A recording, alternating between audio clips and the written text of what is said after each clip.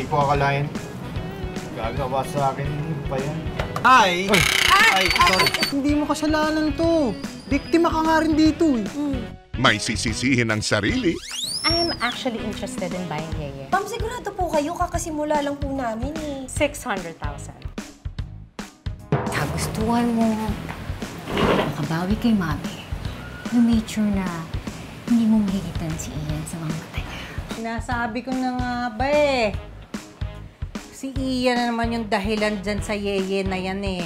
Usapin mo yung si Janet kasi isasakripisyo na naman niya yung pangarap niya para sa'yo. Totoo na. Kasi ibibenta niya nga yung Yeye para hindi ka raw mapag-iwanan. Mami! May sisisihin ang iba.